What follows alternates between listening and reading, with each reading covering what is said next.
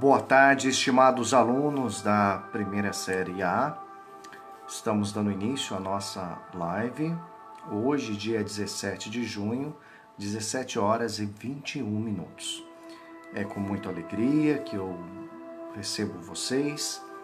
Espero que todos estejam bem, as suas famílias, e que a gente possa desenvolver um bom trabalho, um trabalho produtivo,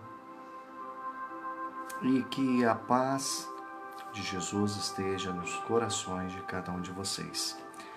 Antes de nós darmos início às atividades acadêmicas, o material que eu preparei um vídeo explicativo da atividade online, em que eu já mandei para vocês via grupo, e também está no meu canal no YouTube, Anderson José Pereira. Entra lá, se inscreva e assista às videoaulas. Mandei também um informativo para os alunos com respeito à realização das atividade online. Boa tarde, Julie, seja bem-vinda.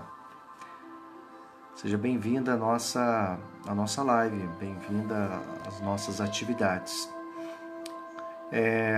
E preparei também fazer uma devolutiva da atividade online, explicando como que é o procedimento. É importante assistir as videoaulas, é importante realizar as atividades. As orientações da atividade dessa semana é o uso do caderno. Também disponibilizei a aula do Centro de Mídias de São Paulo.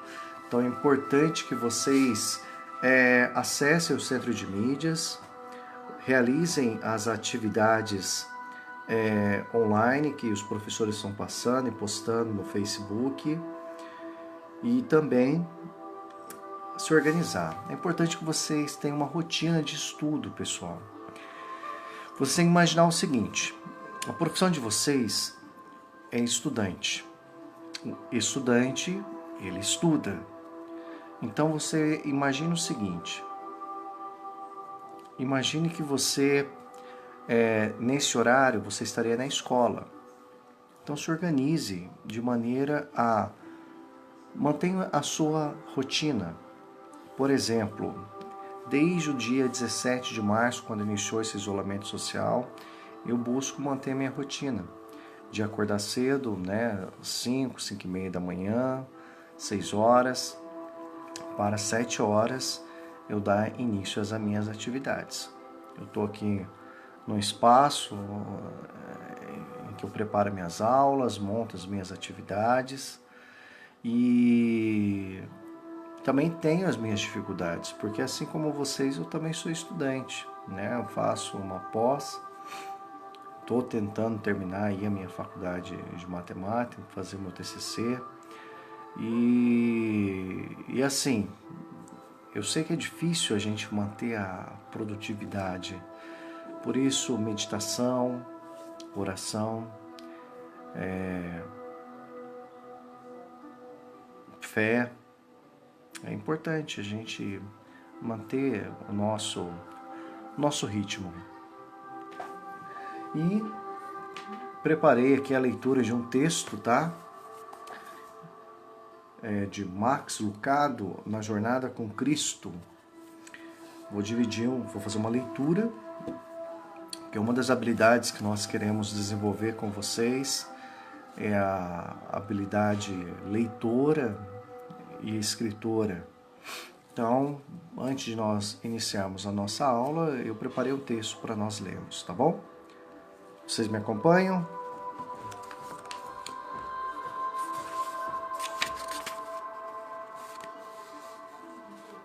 A ponte da confissão. Aqueles que ocultam segredos de Deus distanciam-se dele.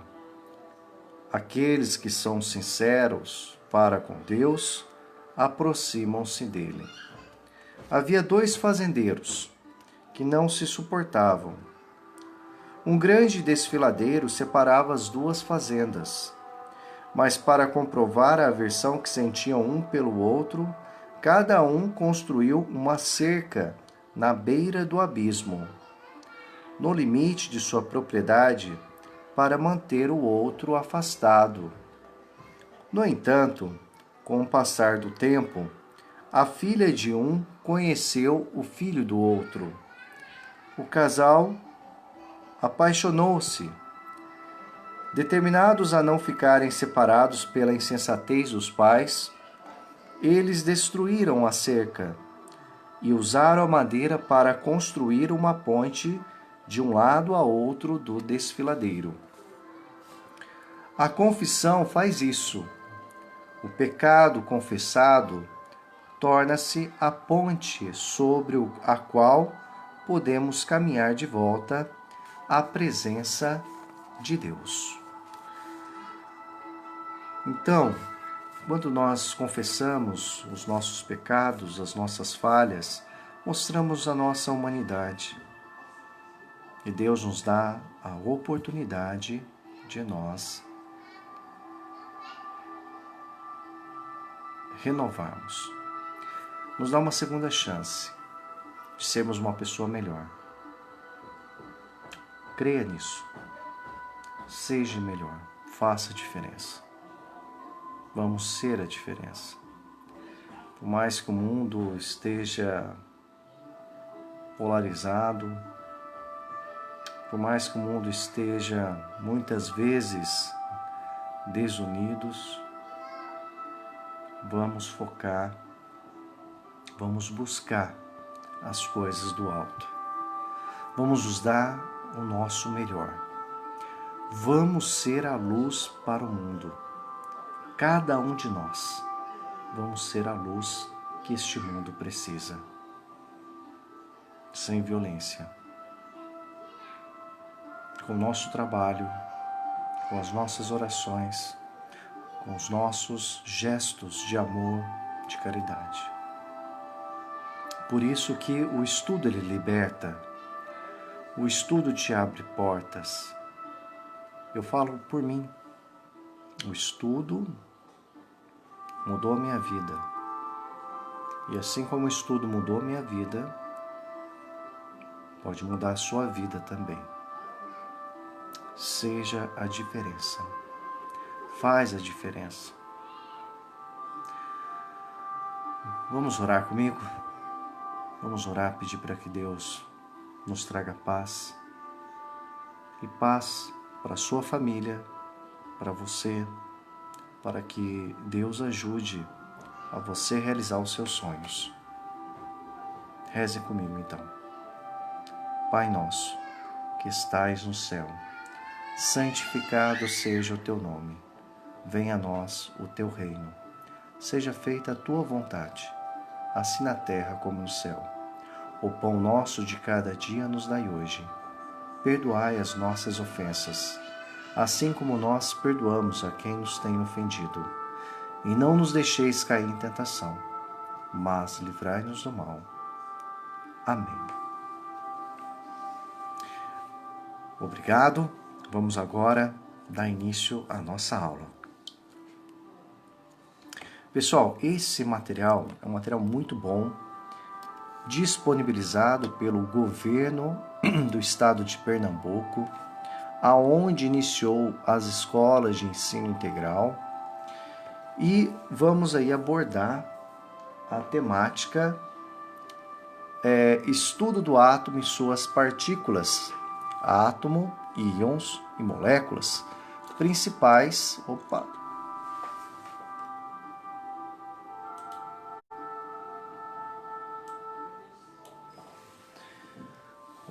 Vamos lá. Estudo do átomo e suas partículas, átomos, íons e moléculas, principais características dos átomos, número atômico e número de massa, definição de elemento químico. Vamos lá. Antes de iniciarmos este estudo, vamos fazer uma breve viagem para entendermos como o conceito de átomo evoluiu no decorrer do tempo, até chegar ao modelo atômico atual, percebendo assim como é constituído a estrutura da matéria. evolução dos modelos atômicos. Então, nós temos aqui na época dos gregos, dos filósofos gregos.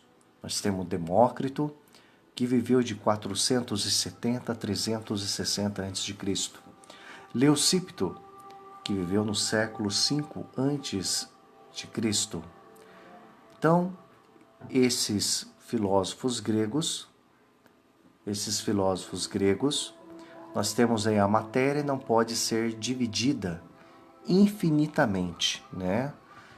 Porque eles começaram a observar, né? Pegavam um pedaço de pedra, você destruía, jogava ela no chão, ela quebrava em várias partes. Aí quebrava novamente, ia quebrando.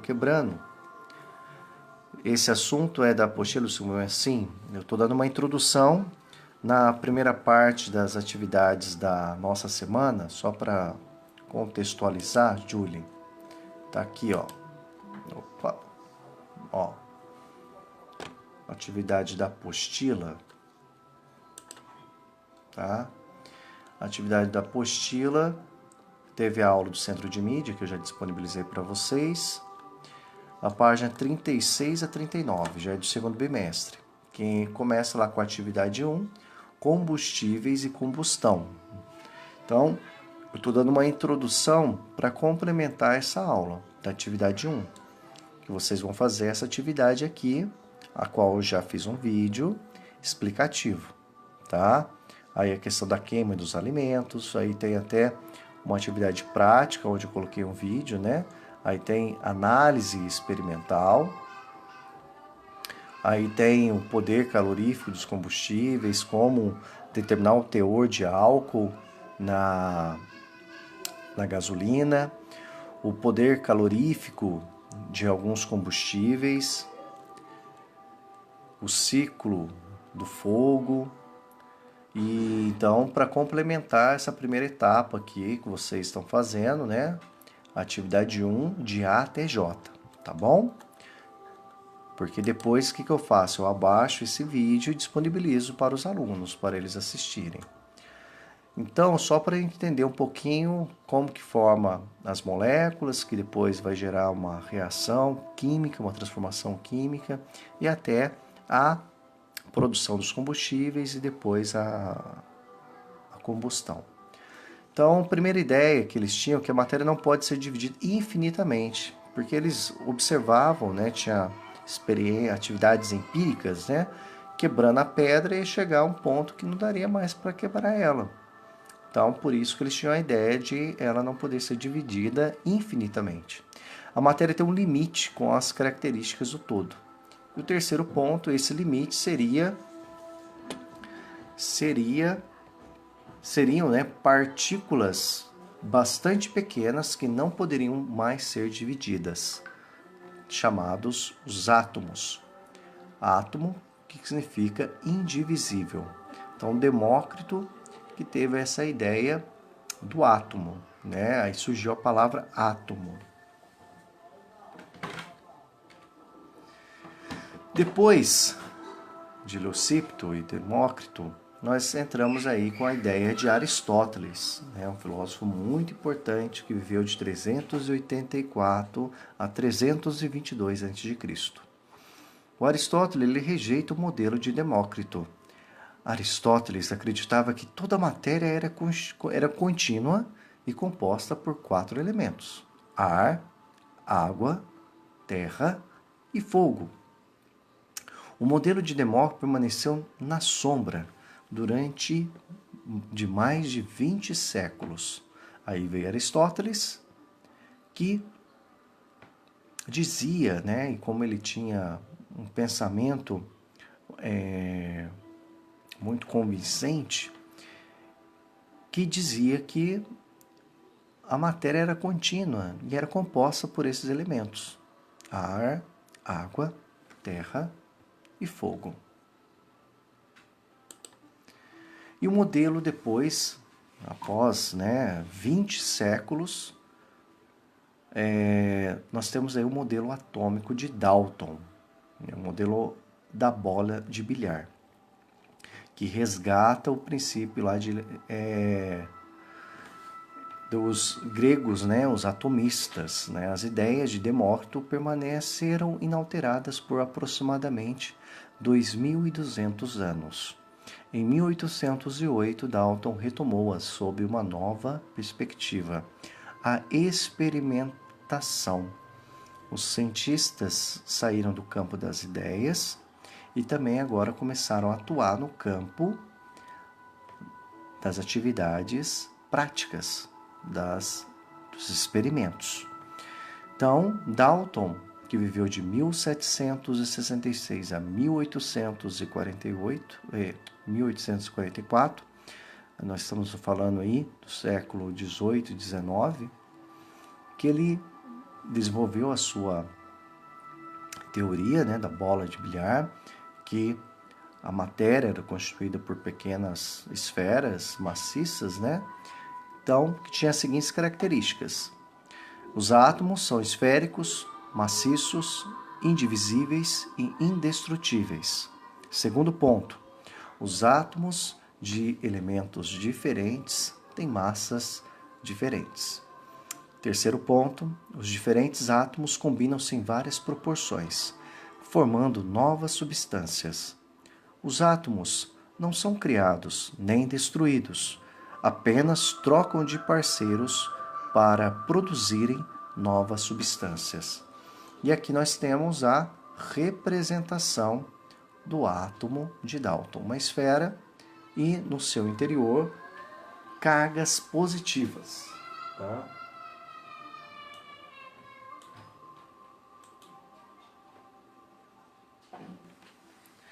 Continuando, só que o modelo de Dalton tinha um problema. Ele não conseguia explicar a eletricidade e nem a radioatividade.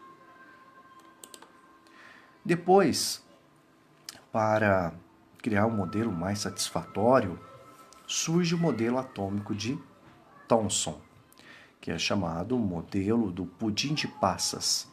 Thomson propôs que o átomo seria uma espécie de bolha gelatinosa, completamente maciça, onde haveria totalidade da carga positiva homogeneamente distribuída.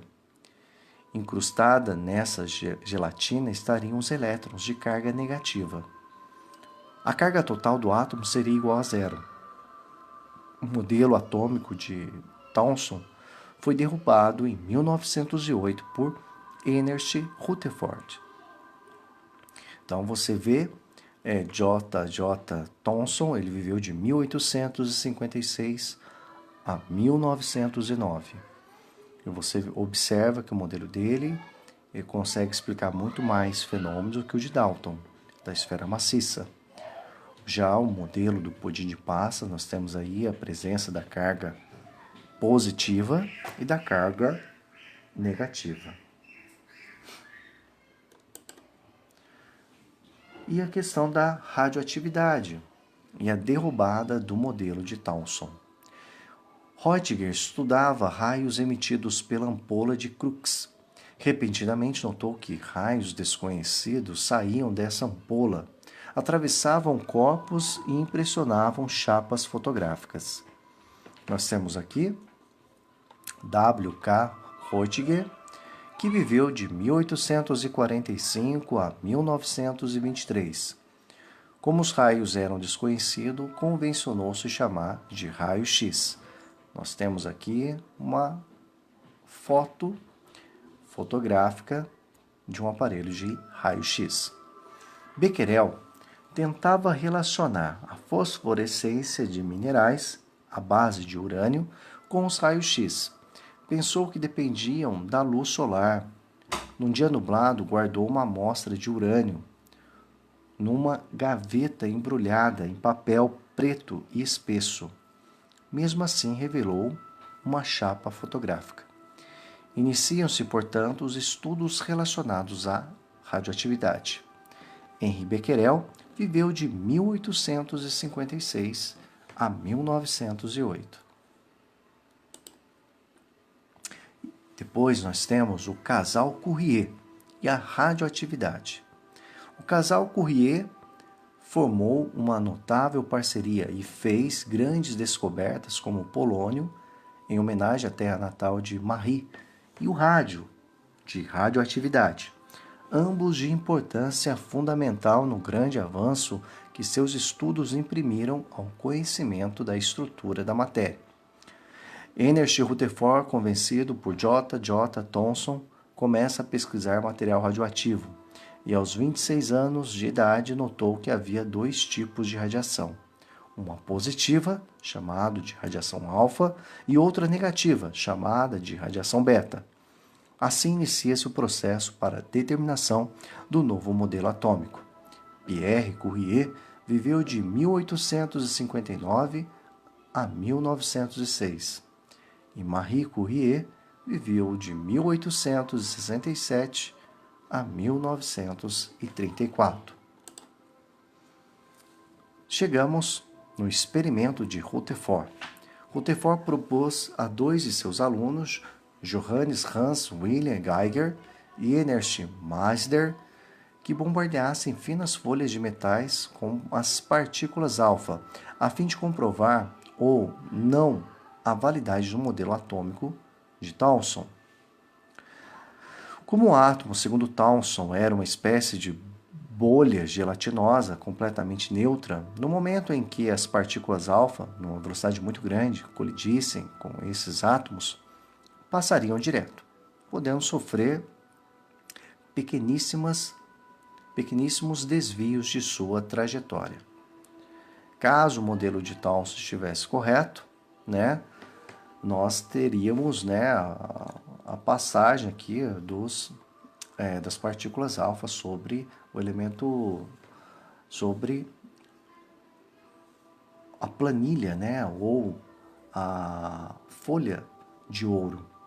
Mas o que chamou a atenção de Rutherford foi que teve algumas partículas que colidiram e ricochetearam, voltaram. E a maior parte da radiação passou. Daí a ideia de que havia um núcleo denso, carregado, e a maior parte seria vazio. Ernest Rutherford viveu de 1871 a 1937. O que Rutherford observou? A maioria das partículas alfa atravessaram a lâmina de ouro sem sofrer desvios. Algumas partículas alfa sofreram desvios de até 90 graus ao atravessar a lâmina de ouro. Algumas partículas alfa retornaram. Então, como explicar este fato? Então, nós temos a imagem, Nós temos aqui a fonte de partículas alfa, o elemento radioativo, partículas alfa. Nós temos aqui a lâmina de ouro e aqui o detector de partículas, tá? Então, a maior parte das partículas alfa atravessaram o átomo, mas algumas tiveram desvio de 30 graus, 90 graus e outras aí de 150 graus. Proposta de Rutherford para explicar as observações do laboratório.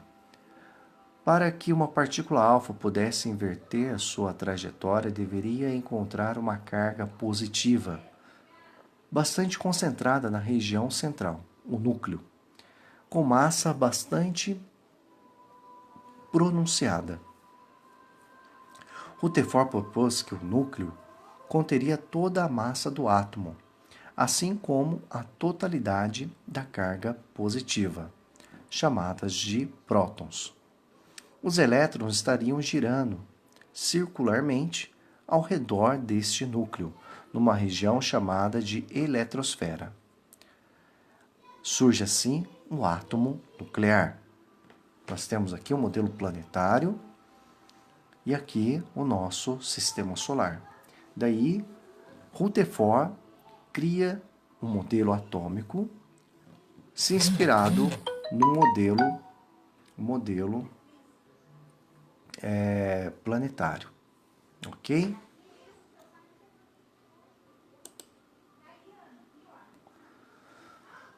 O problema do modelo atômico de Rutherford. Para os físicos, toda carga elétrica em movimento, como os elétrons, perdem energia na forma de luz, diminuindo a sua energia cinética e consequente atração entre prótons e elétrons. Faria haver uma colisão entre eles, destruindo o átomo. Algo que não ocorre. Portanto, o modelo atômico de Rutherford, mesmo explicando o que foi observado no laboratório, apresenta uma incorreção. Então, nós temos essa imagem, né? Nós temos o núcleo. Então, pela a teoria do eletromagnetismo, partículas carregadas em movimento, elas devem emitir energia, perder energia na forma de luz. Então, como o elétron ele estava orbitando o núcleo atômico, esperava que ele emitisse luz e colapsasse com o núcleo. Porém, não era isso que se observava.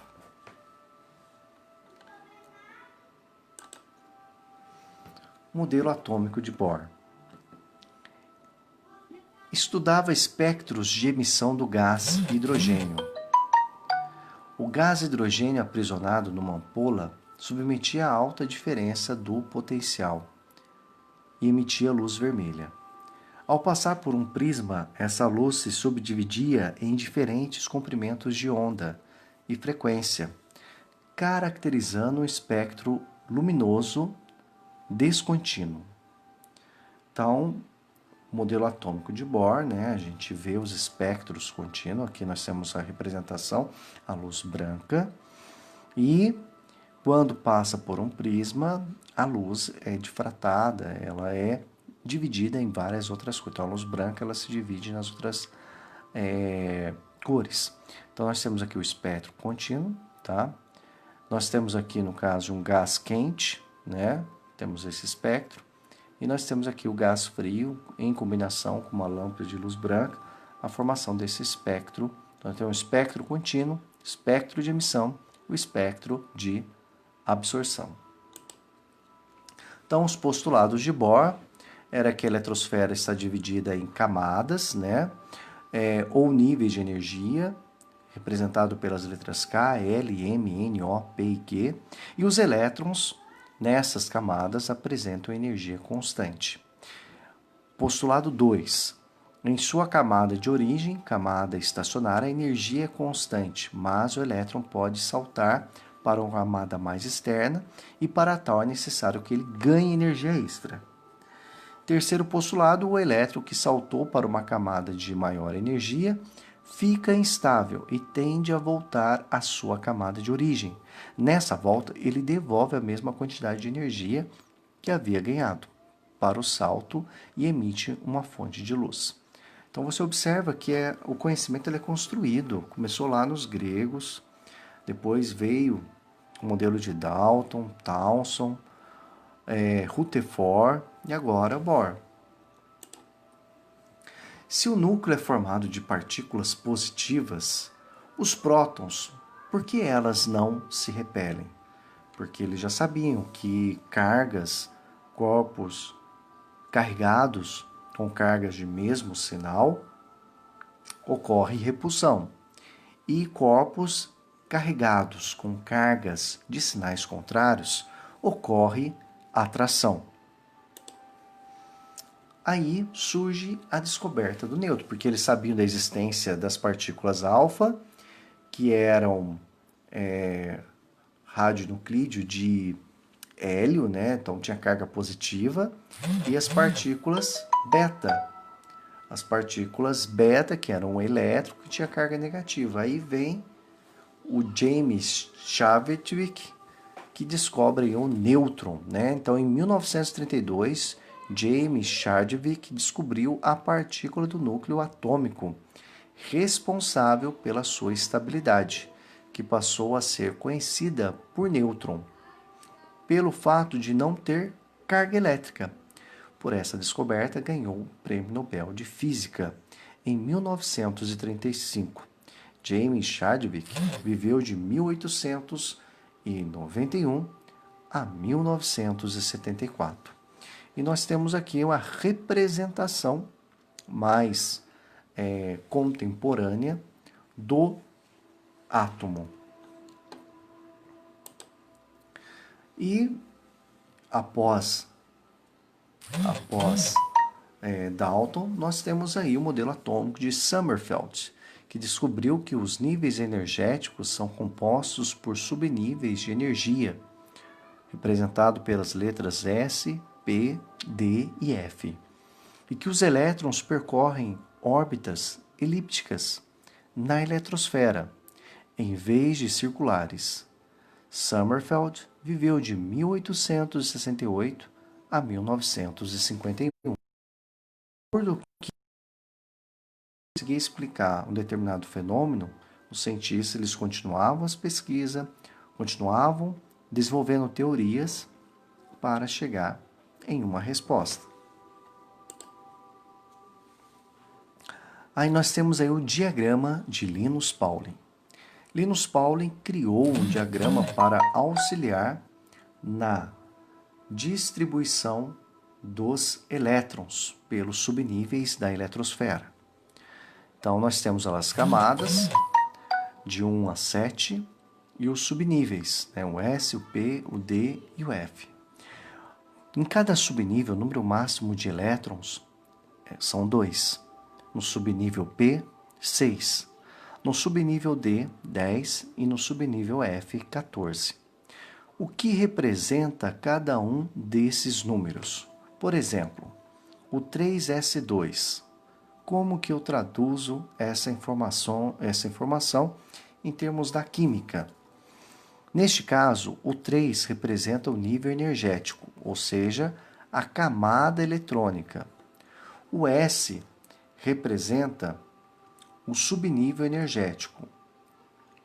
E o 2 representa o número de elétrons na camada. E tá vendo esses números aqui, ó? 1S2, 2S2, 2P6, 3S2, 3P6, 4S2, 3D10, 4P6, 5S2, 4D10, 5P6, 6S2, 4F14, 5D10, 6P6, 7S2, 5F14, 6D10 e 7P6 é a distribuição dos elétrons em torno do seu núcleo.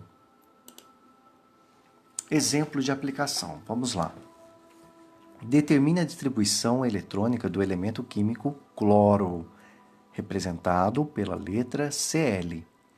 Então, o elemento químico cloro é representado pelo símbolo Cl, C maiúsculo e L minúsculo. Como o cloro possui número atômico 17, o número de prótons é de P igual a 17, ou seja, P indica o número de prótons. Então, o elemento químico cloro tem 17 prótons. E como ele está neutro, o número de elétrons vale também 17. Lembre-se, prótons carregado positivamente, elétrons carregados negativamente. Quando o elemento químico ele está neutro, né, ele não tem carga nem positiva nem negativa, significa que o número de prótons é igual ao número de elétrons. Fazendo a distribuição pelo diagrama de Linus Pauling, temos que o número atômico do cloro, que vale 17, fazendo a distribuição, eu tenho lá 1S2, 2S2, 2P6. Vamos somar a quantidade de elétrons. Lembre-se, o cloro tem 17 elétrons. 2 mais 2, 4. 4 mais 6, 10. 10 mais 2, 12. 12 mais 5, 17. Então, a última camada, né, do elemento cloro é o 3P5. Significa que na terceira camada ele tem 7 elétrons. E todo o elemento químico ele quer ficar estável, tá? No caso do cloro, como ele tem 7 elétrons na última camada, ele quer receber um elétron para ele ficar com 8. O último termo representa a camada de valência, nível mais energético do átomo. Neste caso, a terceira camada, a camada M, é a mais energética. Modelo atômico atual. Louis de Broglie criou a teoria da dualidade da matéria. Toda e qualquer massa pode se comportar como onda. Schrödinger criou a teoria dos orbitais. Desenvolve um modelo quântico do átomo, ou modelo probabilístico, colocando uma equação de onda para o cálculo da probabilidade de encontrar um elétron girando em uma região do átomo, denominada orbital atômico. E próximo cientista que contribuiu para o desenvolvimento do modelo atômico atual é o Heisenberg, que criou o princípio da incerteza. É impossível determinar ao mesmo tempo a posição e a velocidade do elétron. Se determinarmos sua posição, não saberemos a medida da sua velocidade e vice-versa. Louis de Broglie, esse daqui, ó, ele viveu de 1892 a 1987. Erwin Schrödinger viveu de 1887 a 1961 e o Heisenberg viveu de 1901 a 1976. Identificando o átomo, tá? Isso daqui é muito importante.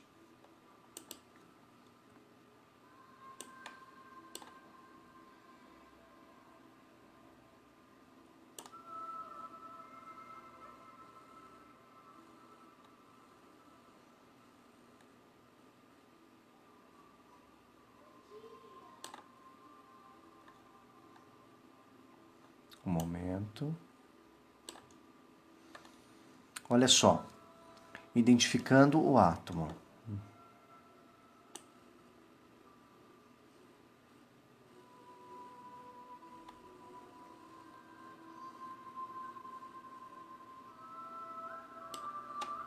Olha lá. No núcleo, tá? Nós temos o núcleo constituído de partículas, prótons e nêutrons, tá? Então, nós temos lá o vermelho representa o próton, o amarelo o nêutron e o verde o elétron, tá? Aí nós temos o número atômico,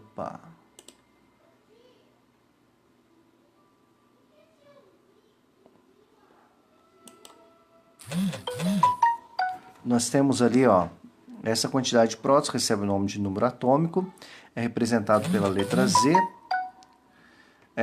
Os diferentes tipos de átomos, elementos químicos, são identificados pela quantidade de prótons que possuem. Então, Então, um conjunto de átomos com o mesmo número atômico, damos o nome de elemento químico. Então, a letra Z representa o número atômico, representa também o número de prótons.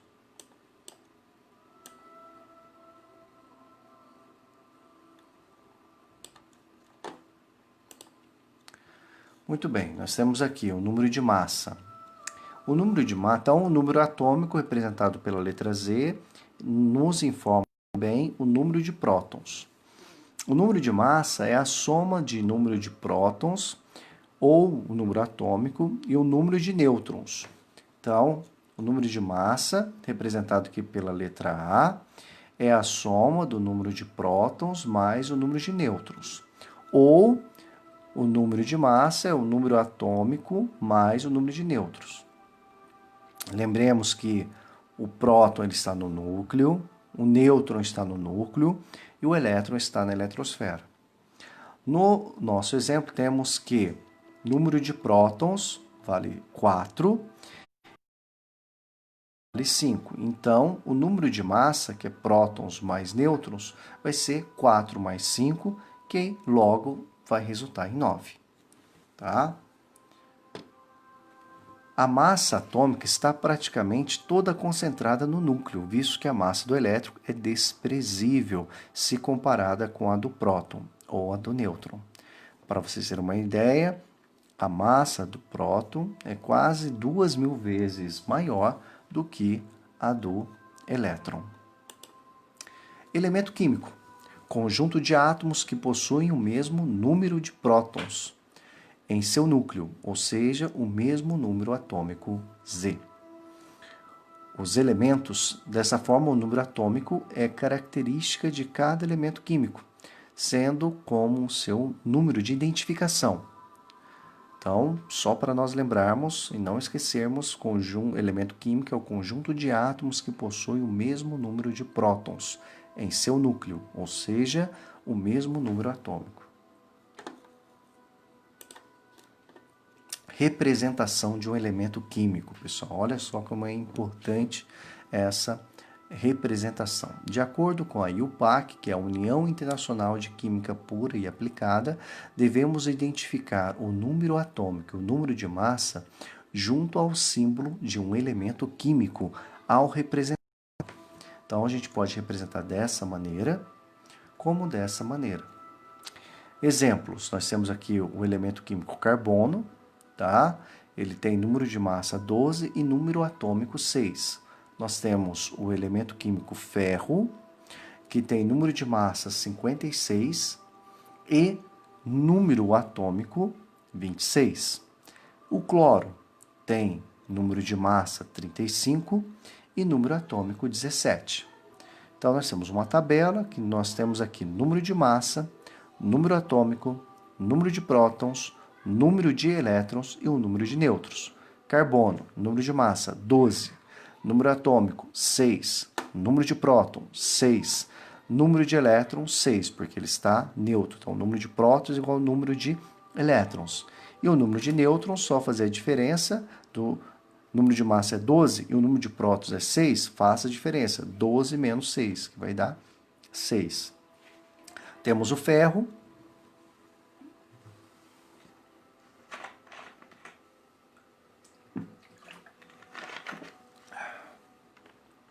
O ferro tem número de massa 56, número atômico 26, número de prótons 26, número de elétrons, número de nêutrons, basta fazer a diferença. 56 menos 26 vai dar 30. Cloro, número de massa 35, número atômico 17, número de prótons 17, número de elétrons 17, número de nêutrons 35 menos 17 vai dar 18. Guardem isso aqui para vocês saberem identificar na tabela periódica o elemento químico. Íons. Elementos químicos que possuem números diferentes de próton e elétrons perderam ou ganharam elétrons, gerando uma diferença de carga. Então, nós temos o berílio 2+. O berílio, quando apresentar 2+, significa que o número de prótons é maior que o de elétrons. Quando ele é um íon positivo, é chamado de cátion. Então, íon cátion perdeu 2 elétrons e ficou positivo. O oxigênio 2-, íon ânion ganhou 2 elétrons, ficou negativo, porque o número de elétrons é maior que o de prótons.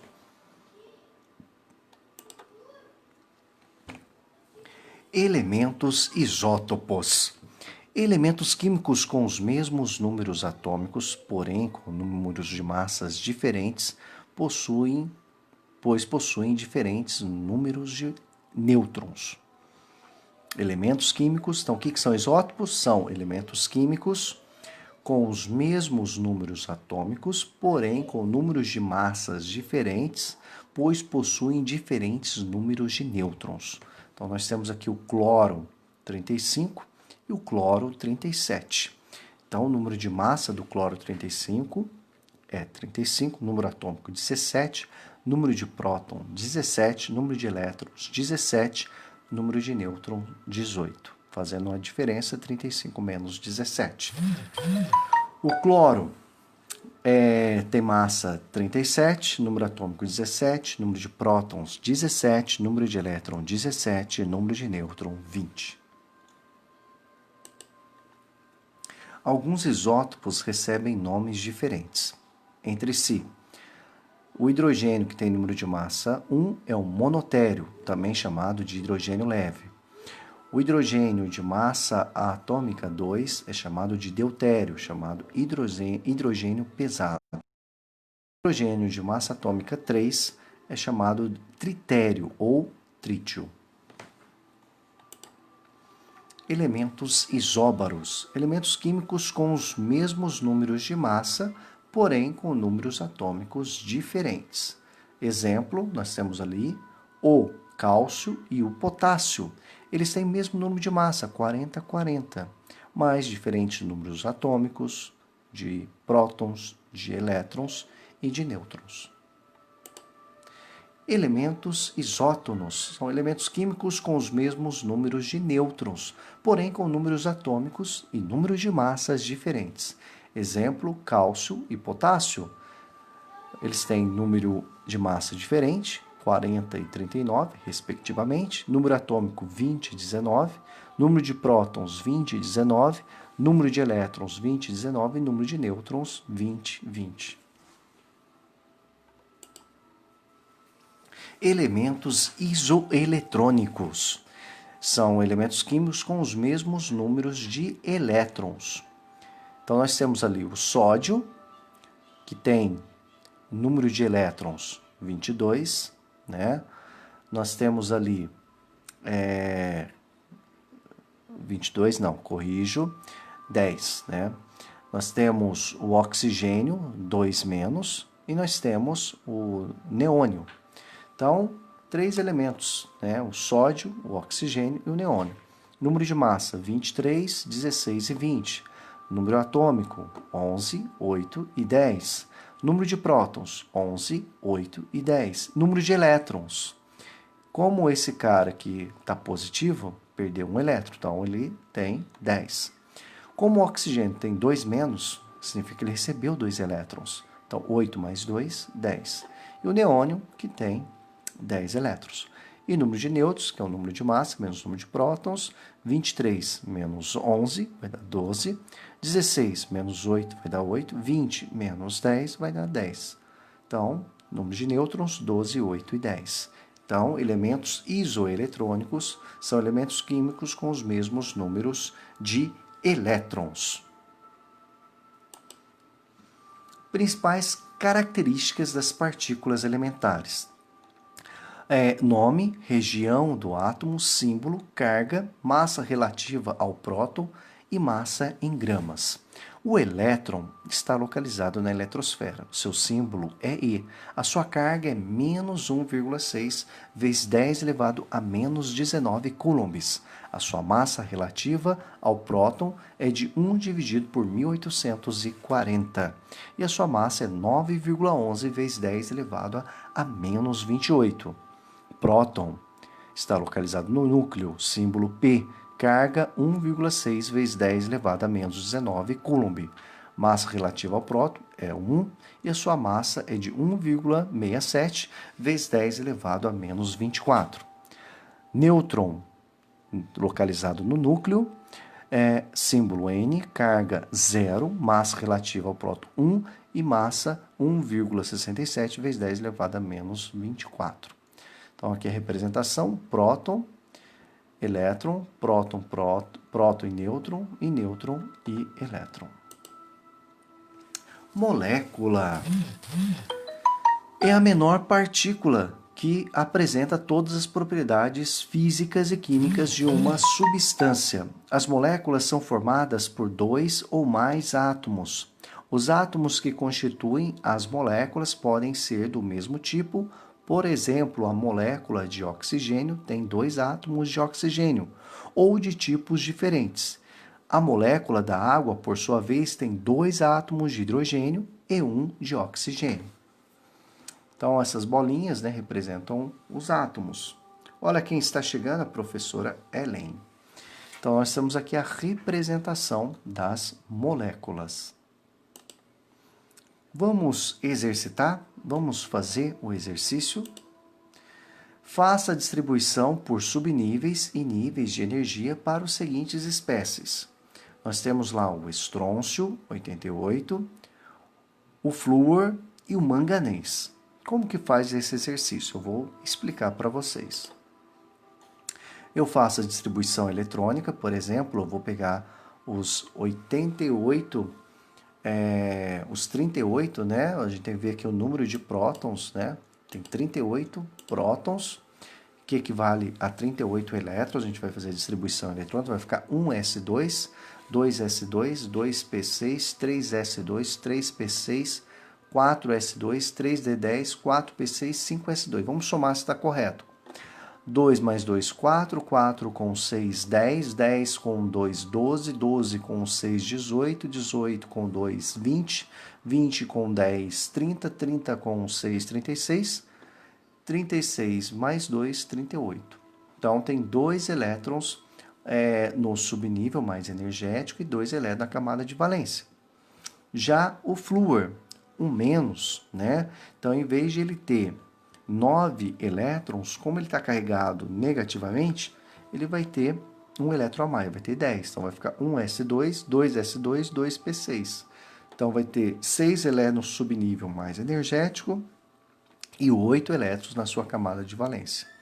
Manganês 2+, significa que ele perdeu 2 elétrons. Então, em vez de ele ter 25 elétrons, que ele estaria neutro, ele vai ter 23. Então, fica 1s2, 2s2, 2p6, 3s2, 3p6, 4s2, 3d10. Então, se eu somar, 2 mais 2, 4, 4 com 6, 10, 10 com 2, vai dar 12, 12 com 6, 18, 18 com 2, 20, 20 com 3, 23. Então, tá aí os 23 elétrons desse íon, né, que é um cátion, 2+. Ao analisarmos os ânions monovalentes A17 e cátion monovalente B19, podemos dizer que, letra A e B são isótopos, A e B são isóbaros, A e B são isótopos, A e B são isoeletrônicos. E A e B não tem nenhuma relação. Como está ali, eles são isoeletrônicos, por conta que lá nós temos que o ânion monovalente, ele ganhou, então, um elétron. Então, ele tinha 17, mas como ganhou um elétron, ficando 17 mais 1, 18. E o cátion monovalente, né, o B, como ele perdeu um elétron, né, ele tem 19 prótons, mas como ele perdeu um elétron, 19 menos 1, 18, então eles têm a mesma quantidade de elétrons. Logo, são chamados de isoeletrônicos. Isoeletrônicos.